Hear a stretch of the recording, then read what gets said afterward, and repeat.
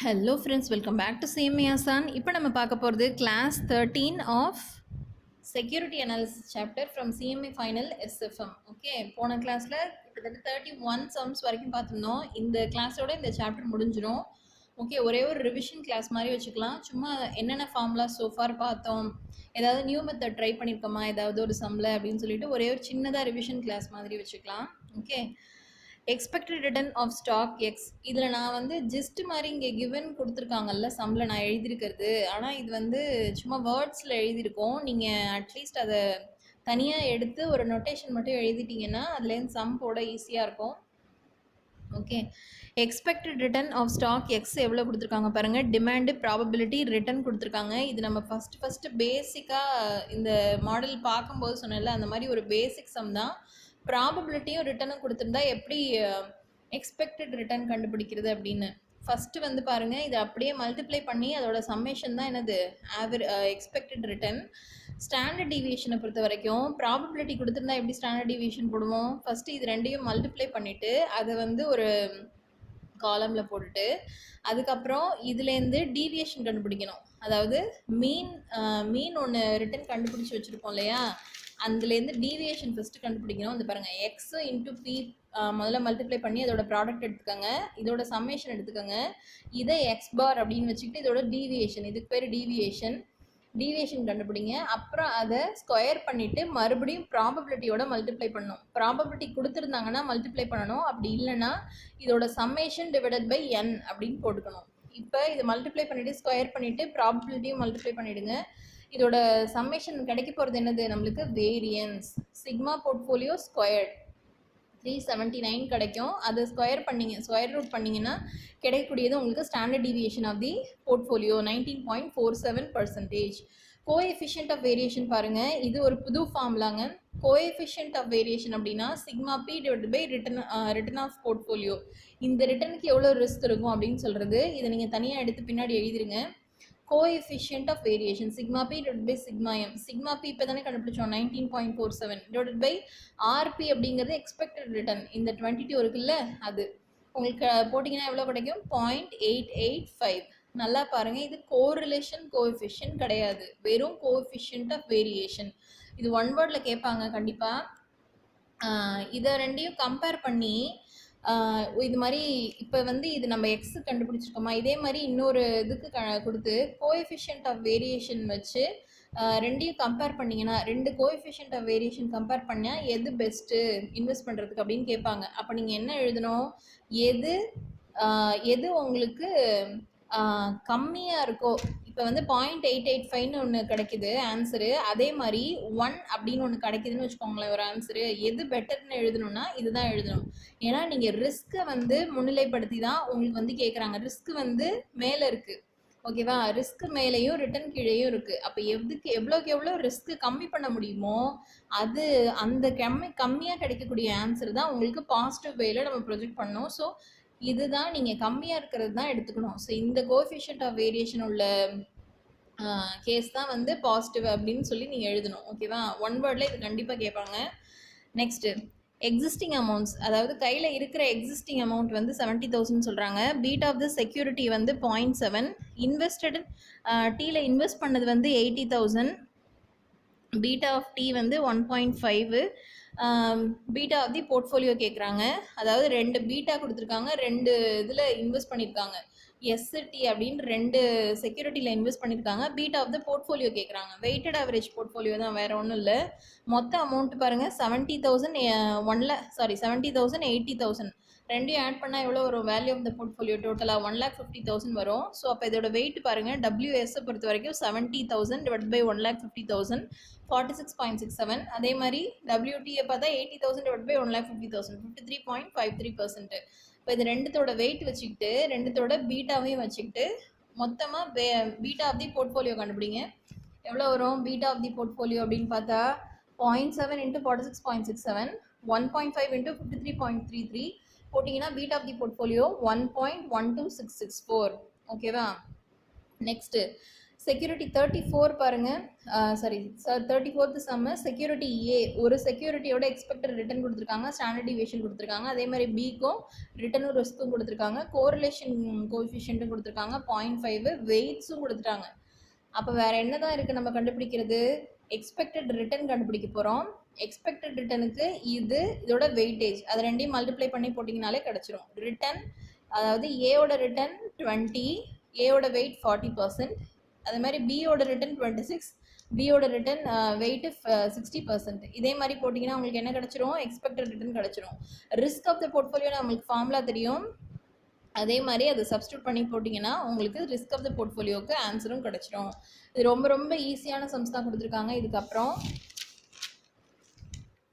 அதே மாதிரி 35th some sigma ஏ கொடுத்துருக்காங்க, சிக்மா பி கொடுத்துருக்காங்க. இதெல்லாம் வேர்ட்ஸில் கொடுத்துருக்காங்க, நான் அப்படியே தனித்தனியாக எடுத்து எழுதியிருக்கேன், வேறு ஒன்றும் இல்லை. எக்ஸ்பெக்டட் ரிட்டர்ன் ஆஃப் ஏவோட ரிட்டர்ன் கொடுத்துருக்காங்க, பியோட ரிட்டர்ன் கொடுத்துருக்காங்க, வெயிட்டேஜ் கொடுத்துருக்காங்க. Find the expected return and standard deviation if correlation is 1.0, B வந்து 0, சி வந்து -1.0.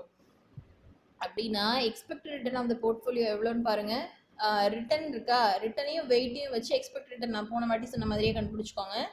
அதே மாதிரி கேஸ் ரிட்டர்ன் வந்து நம்ம கண்டுபிடிச்சிடும். ஸ்டாண்டர்ட் டீவியேஷனுக்கு வந்து கோரிலேஷன் கோஎஃபிஷியன்ட் வேணும்ல, அது 3 வேறு கேஸாக இருந்துச்சுன்னா என்னென்ன ஆன்சர் வரும்? ஃபஸ்ட்டு +1 +1 இருந்துச்சுன்னு வச்சுக்கோங்களேன், என்ன ஆன்சர் வருது? 8. நீங்கள் என்னென்னா இது 3ஐயும் தனித்தனியாக ஒரு ஆன்சர் எழுதிடுங்க, ஏன்னா இது ஒன்று தான் நம்ம மாற்ற போகிறோம். கேஸ் வந்து கோரிலேஷன் கோஎஃபிஷியன்ட் மாறுனுச்சுன்னா இது ஒரு ஐட்டம் தான் மாறும், ஸோ அதை பொறுத்து தான் ஆன்சரும் மாறும். ஃபஸ்ட்டுக்கு வந்து 64 கிடைக்குது, ஸோ 8%. செகண்ட் கோரிலேஷன் கோஎஃபிஷியன்ட் 0ன்னு வச்சுக்கோங்களேன், இங்கே வந்து இன்டூ 0ன்னு இருக்குன்னா இது எல்லாமே 0 ஆகிடும் இல்லையா? மல்டிப்ளிகேஷனில் 0 வந்துச்சுன்னா இந்த மொத்த ஆன்சரும் 0 ஆகிடும். ஸோ 4 + 36 + 0ன்னு வரும். 40 ஸ்கொயர் ரூட் பண்ணிங்கன்னா 6.32. ஒருவேளை இது -1 இருந்துச்சுன்னு வச்சுக்கோங்களேன், இங்கே வந்து மைனஸ்ன்னு வந்துடும். 4 + 36 40 - 24 வந்து 16 ஆயிரும். 16 ஸ்கொயர் ரூட் பண்ணிங்கன்னா 4%. ஸோ ரொம்ப ஈஸியான சம்மு. இந்த மாதிரி கேட்பாங்க, அதாவது 1 வேர்டு இந்த மாதிரி 2 மார்க் சின்ன சின்ன சம்மில் தான் கேட்பாங்க. இது ரொம்ப ரொம்ப ரொம்ப பேசிக்கான சம்மு. இது நான் நடத்தணும் அப்படின்னு சொல்லிட்டு நடத்தலைன்னு சொல்லி கோச்சிக்காதீங்க. Find the mean return and standard deviation. அதாவது எக்ஸ் ஒய்னு 2 ரிட்டர்ன் கொடுத்துருக்காங்க, இயர் கொடுத்துருக்காங்க. இதுலேருந்து நீங்கள் mean return and standard deviation கண்டுபிடிக்க போகிறீங்க. ஏற்கனவே சொன்ன மாதிரி இதோட சம்மேஷன் டிவைடட் பை 5 தான் மீன் ரிட்டர்ன் எக்ஸை பொறுத்த வரைக்கும். அதே மாதிரி இதோட சம்மேஷன் டிவைடட் பை என் போட்டிங்கன்னா என்ன கிடைக்கும்? மீன் ரிட்டர்ன் ஆஃப் ஒய் கிடச்சிரும். எக்ஸும் ஒய்யும் இப்போ கிடச்சிருச்சா? இதில் டீவியேஷன் கண்டுபிடிங்க. x - x bar the whole squared. அதே மாதிரி y - y bar the whole squared. இது எதுக்கு நம்ம போடுறோம்? இது ஸ்டாண்டர்ட் டீவியேஷன் பர்பஸ்க்காக போடுறோம். இதோட சம்மேஷன் டிவைடட் பை n போட்டிங்கன்னா வேரியன்ஸ் கிடச்சிரும். அதை ஸ்கொயர் ரூட் போட்டிங்கன்னா உங்களுக்கு ஸ்டாண்டர்ட் டீவியேஷன் கிடச்சிரும். ஓகே, இது ரொம்ப பேசிக்கான சம்மு. இதில் என்ன நம்மளுக்கு சொல்லிக்கோனே ஒரே ஒரு விஷயம் குழப்பியிருக்காங்க அப்படின்னா, இது வரைக்கும் ஓகே, இது வரைக்கும் மீன் ரிட்டர்னும் போட்டோம், ஸ்டாண்டர்ட் டீவியேஷனும் போட்டோம். செகண்டில் வந்து போர்ட்ஃபோலியோ ரிட்டர்ன் அண்ட் போர்ட்ஃபோலியோ ரிஸ்க்கு கேட்குறாங்க. Assumes weight are equal, weight are not given.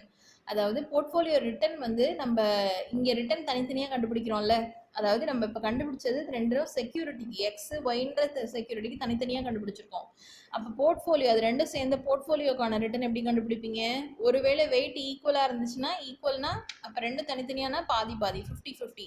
அப்போ அதோட வெயிட் வந்து 0.5 வச்சு ஒரு ரிட்டர்ன் கண்டுபிடிங்க. ஒருவேளை வெயிட்ஸ் ஆர் நாட் கிவன், ஒருவேளை வெயிட் கொடுக்கலன்னு வச்சுக்கோங்களேன், ரிஸ்க்கும் கண்டுபிடிச்சிக்கோங்க. ரிஸ்க் வந்து 0.50 அப்படின்னு சொல்லிட்டு போட்டுக்கோங்க. 0.50 இது எல்லாமே போட்டாச்சு. 1611.89. வெயிட்ஸ் ஆர் நாட் கிவன், ஒருவேளை வெயிட் கொடுக்கலன்னா எப்படின்னா, அதுக்கு தான் நம்மளுக்கு ஃபார்முலா தெரியும்ல, proportion of X is equal to sigma Y squared minus covariance of X Y divided by sigma X squared plus sigma Y squared minus 2 covariance of Y, 2 covariance of X Y. இந்த formula தெரியும். Proportion of X தெரிஞ்சிருச்சுன்னா proportion of ஒய்க்கு என்ன formula? proportion of y is equal to 1 minus proportion of x. இதுதானே?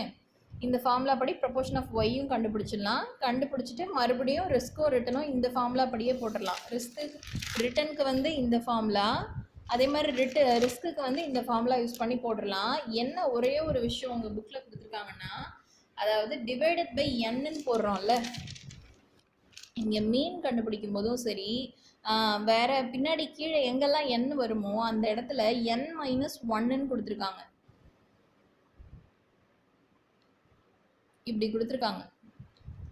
ஓகேவா? நாங்கள் படித்த வரைக்கும் n தான். அதாவது மொத்தம் எவ்வளோ இருக்கோ இயர்ஸ் டிவைடட் பை n போட்டால் அதுதான் உங்களுக்கு வந்து மீன் கிடைக்கும். இங்கே வந்து n-1ன்னு கொடுத்துருக்காங்க. நீங்கள் எப்படி வேணால் போட்டுருங்க. ஆனால் போட்டுட்டு இந்த மாதிரி நோட் எழுதிடுங்க. ஃபார்முலா வந்து n-1ன்னு யூஸ் பண்ணி எழுதியிருக்கோம், n-ன்னு யூஸ் பண்ணி எழுதியிருக்கோம் அப்படின்னு சொல்லிட்டு ஒரு நோட் மாதிரி எழுதிருங்க. மற்றபடி எல்லாம் ஒரே மாதிரி தான் வரும். நான் ஆன்சர் வந்து டிஃப்ரெண்ட்டாக வரும். n-1ன்னு வந்தால் ஆன்சர் கொஞ்சம் டிஃபர் ஆகும். இந்த மீனுக்கும் அந்த மீனுக்கும் டிஃப்ரெண்ட் ஆகும். கோவேரியன்ஸ் கண்டுபிடிக்கும் போது டிஃப்ரெண்ட் ஆகும். ஃபார்முலா கரெக்டாக எழுதுங்க, கரெக்டாக சம் போடுங்க. எந்த பேசிக்கில் நீங்கள் சம் போட்டிருக்கீங்களோ அதை கீழே ஒரு அசம்ஷன் இல்லை நோட் மாதிரி கொடுத்து எழுதிருங்க. ஓகே, இதோட சாப்டர் 8 முடியுது. Portfolio analysis and security, portfolio management and security அனாலிசிஸா இந்த சாப்டர் முடியுது. இதில் சோஃபார் என்னென்ன ஃபார்முலா பார்த்துருக்கோம் அப்படின்னு சொல்லிட்டு ஒரு வாட்டி பார்த்துடலாமா?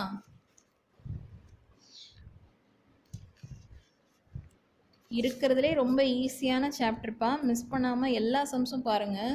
ஓகே, உங்களுக்கு எது கஷ்டமாக இருக்குன்னு நினைக்கிறீங்களோ அந்த சம்மை தயவு செஞ்சு ஒரு 5-6 வாட்டி ப்ராக்டிஸ் பண்ணுங்கள். ஏன்னா அதுதான் கேட்பாங்க. எது கஷ்டமாக இருக்குன்னு விடுறீங்களோ அதுதான் கேட்பாங்க இந்த சாப்டரில். CAPM ரிட்டன் பாருங்கள். RP is equal to RF plus beta into RM minus RF. Proportion of investment in security. Weight நம்ம கண்டுபிடிச்சோம்ல, வெயிட் ஒரு வேளை தெரியலன்னா என்ன பண்ணுறது அப்படின்னு அதுக்கான ஃபார்முலா வெயிட் ஆஃப் எக்ஸ் வந்து sigma Y squared minus covariance of X Y divided by sigma X squared plus sigma Y squared minus 2 covariance of X Y. Sigma W Y weight of Y வந்து 1 minus W X. Covariance of X Y வந்து sigma X sigma Y, correlation coefficient of X Y. Risk of the portfolio, அடுத்தது expected return, standard deviation,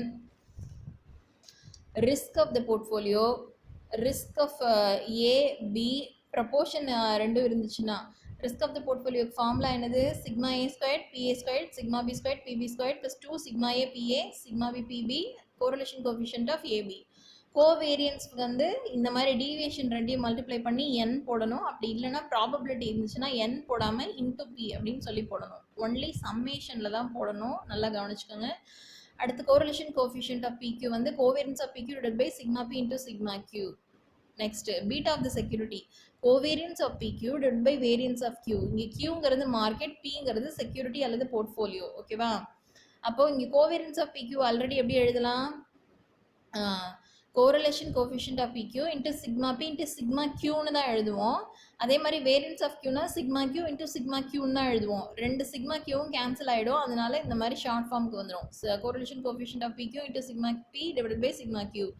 அடுத்து market price of risk of portfolio. இது நல்லா, இது ரொம்ப ரொம்ப முக்கியம். இது நல்லா ஞாபகம் வச்சுக்கோங்க. Lambda is equal to RM minus RF divide by sigma P.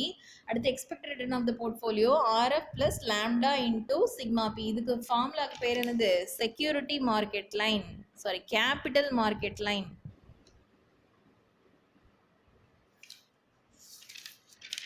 Next so far எவ்வளோ 9 ஃபார்முலாஸ் பார்த்துருக்கோமா? 10th beta of the portfolio வந்து இந்த மாதிரியும் எழுதலாம். நான் முதல்ல சொன்ன மாதிரி தான் இந்த மாதிரியும் எழுதலாம். Correlation coefficient of M to sigma P divided by sigma M. Next covariance between the 2 securities.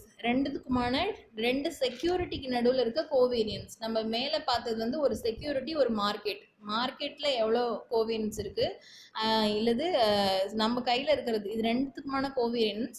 இது வந்து கோவேரியன்ஸ் பிட்வீன் ரெண்டு செக்யூரிட்டிக்குள்ளேயான கோவேரியன்ஸ்க்கு formula beta of the P. இது வந்து ஒரு செக்யூரிட்டியோடது, Qங்கிறது மார்க்கெட்டோட, Qங்கிறது வேறு செக்யூரிட்டியோடது, Bங்கிறது ஒரு செக்யூரிட்டி, Qங்கிறது ஒரு security into sigma M squared மார்க்கெட்டோட வேரியன்ஸ். இது வந்து ரெண்டு செக்யூரிட்டிக்கு நடுவிலான covariance. Compute the standard deviation variance of 3 securities. இது வந்து இந்த மேட்ரிக்ஸ் ஃபார்முலா. மேட்ரிக்ஸ் ஒன்று பெருசாக போட்டோம் இல்லையா, அது 3 செக்யூரிட்டி கொடுத்துருந்தாங்கன்னா ஸ்டாண்டர்ட் டீவியேஷன் வேரியன்ஸ் எப்படி கண்டுபிடிக்கிறது அப்படின்னு. டோட்டல் ரிஸ்க் பாருங்கள், systematic risk plus unsystematic risk. Systematic risk formula beta P squared into sigma M squared. இந்த டோட்டல் ரிஸ்க் வந்து எப்படி கண்டுபிடிக்கிறது அப்படின்னா, இந்த இது பார்த்துருந்தோம்ல இந்த சம் மேட்ரிக்ஸு, அதில் இருக்கிற வேரியன்ஸ் தான் உங்களுக்கு என்னென்னா டோட்டல் ரிஸ்க்கு. இதுலேருந்து டோட்டல் ரிஸ்க்லேருந்து சிஸ்டமேட்டிக் ரிஸ்க் லெஸ் பண்ணிங்கன்னா உங்களுக்கு அன்சிஸ்டமேட்டிக் ரிஸ்க் கிடச்சிரும். கேரக்டரிஸ்டிக்ஸ் லைன் ஃபார் செக்யூரிட்டி ஏன் மார்க்கெட். இது ரொம்ப ரொம்ப ரொம்ப முக்கியமான formula. y is equal to alpha plus beta x. RF percentage எப்படி கண்டுபிடிக்கிறதுனா ரிட்டன் அப்சல்யூட் ருபீஸில் கொடுத்துருக்க அந்த amount divided by market price இது amount into 100. dividend growth model படி return is equal to dividend D1 அதாவது last year dividend plus growth divided by P0 plus இன்னொரு G. இது வந்து ஃபார்முலா dividend growth model படி return காணது இல்லை காஸ்ட் ஆஃப் கேபிட்டல் காணது. Abnormal return is equal to actual return minus CAPM return. Alpha factor அப்படிங்கிறது இந்த சம்மேஷன் ஆஃப் அப்நார்மல் ரிட்டர்ன். ஒரு 5 இயரோட அப்நார்மல் ரிட்டர்ன் கொடுத்தாங்கன்னா அந்த 5 இயரோடது summation divide by number of years எவ்வளோ 5 வருஷத்துக்கு பார்க்குறோம். ஸோ 5 அந்த மாதிரி. Expected return adjusted for alpha அப்படின்னா சிஏபிஎம் ரிட்டர்ன் நீங்கள் கண்டுபிடிச்சது ப்ளஸ் இந்த ஆல்ஃபா ஃபேக்டர் இருக்குல்ல இதையும் ஆட் பண்ணிங்கன்னா அதுதான் expected return adjusted for alpha. Risk premium RP அப்படிங்கிறது RM minus RF. Coefficient of variation இப்போ நான் கடைசியாக சொன்ன formula sigma P divide by RP. ஒருவேளை 2 ஃபேக்டர் மாடல் யூஸ் பண்ணாங்க அப்படின்னா expected return of the portfolio is equal to RF plus beta into RM minus RF அப்படி தான் முடியும். ஆனால் இங்கே 2 ஃபேக்டர் யூஸ் பண்ணுறதுனால 2 பீட்டா வரும், 2 ரிஸ்க் ப்ரீமியம் வரும். அப்போ ஒரு பீட்டாக்கு பீட்டா 1 RP1, இன்னொரு பீட்டாக்கு பீட்டா 2 RP2. இதுதான் வந்து என்னது 2 ஃபேக்டர் மாடல் படியான எக்ஸ்பெக்டட் ரிட்டர்ன். அடுத்து பீட்டா ஆஃப் ஏ அசட்டுக்கான பீட்டாக்கு ஃபார்முலா BEPE ப்ளஸ் BDPD. ஆனால் இங்கே டெட்டு வரும்போது மட்டும் டேக்ஸ் போயிட்டு பேலன்ஸ் இருக்கிற அமௌண்ட் தான் வரும். So beta E into equity divided by equity plus debt into 1 minus tax plus beta d into debt into 1 minus t divided by equity plus beta into 1 minus t. ஓகேவா? இதோட security analysis chapter முடியுது. Some நான் சும்மா ஒரே ஒரு வாட்டி ஒரு one liner மாதிரி பார்க்கலாம் டக்குன்னு. எவ்வளோ தூரம் ஞாபகம் இருக்கு உங்களுக்கு நம்மளுக்கு அப்படின்னு பார்க்கலாம்.